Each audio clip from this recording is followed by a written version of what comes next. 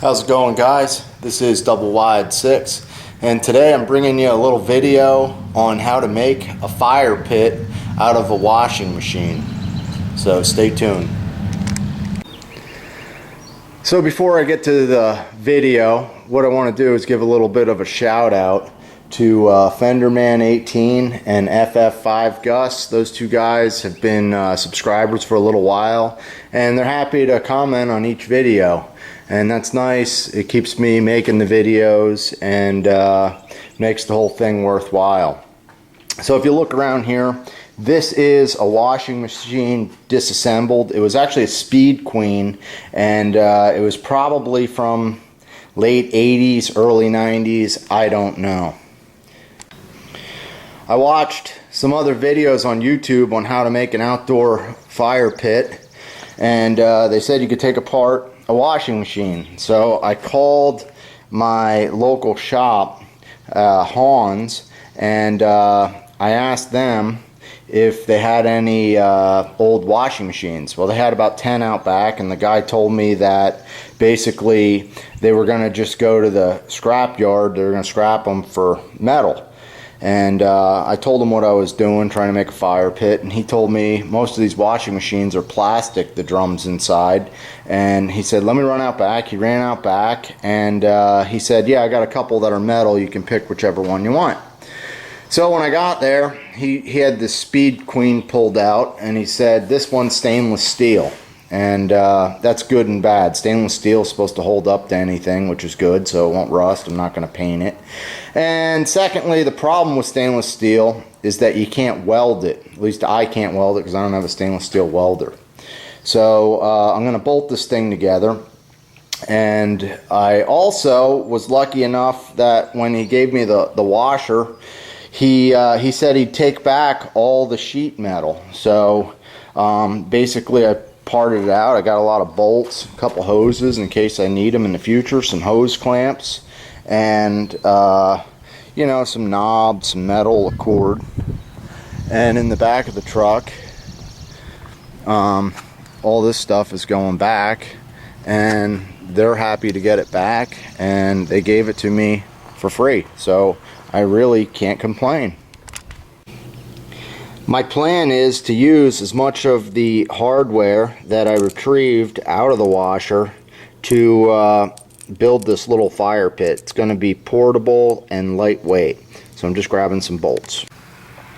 So here's the drum thing, and basically there's a big hole in the bottom. I'm going to put feet on this, so I'm going to seal up this hole. So the first thing that I'm going to do is cut some sheet metal. This is just a piece of sheet metal that I think I got from a flat screen TV, because I fixed those things too. So this TV got scrapped, and I just kept some of the metal. So I'm going to cut basically a circle to fit on there. So we have our first change of plans. Instead of cutting a circle, I cut a square. This stuff's pretty thick, I don't know, 16 gauge or so. So I cut a square just because it was easier. And now what I'm going to do is hammer it to fit. I'm going to use the existing holes in the stainless steel, because if you ever tried to drill stainless steel, it's really hard, difficult to drill. So I'm going to try and hammer on this a little bit with a ball peen hammer, and just kind of shape it to fit. So I'm going to tap it out.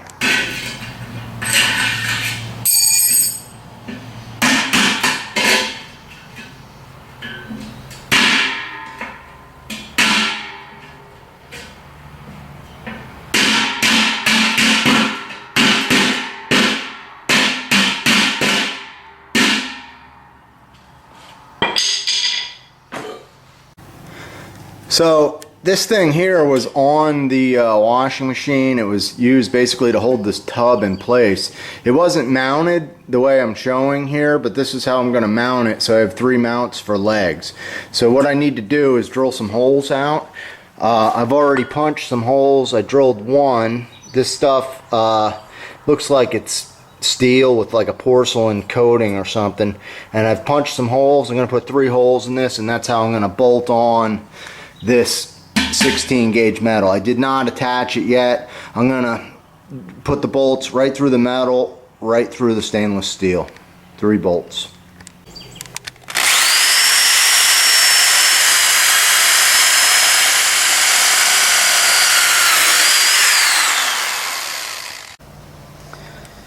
So I put one bolt on.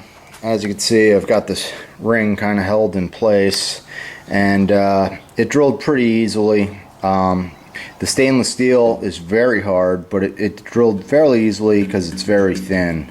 So I'm just going to drill out these two holes and put in the bolts. And once again, I'm still using the hardware that I pulled out of the washing machine. Recycle.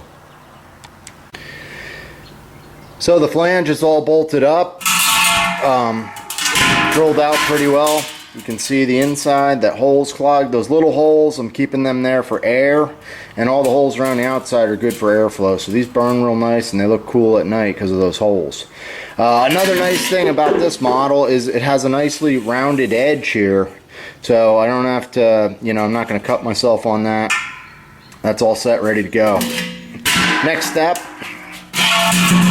is on this flange. There were these brackets inside the machine, and they're just about a perfect fit.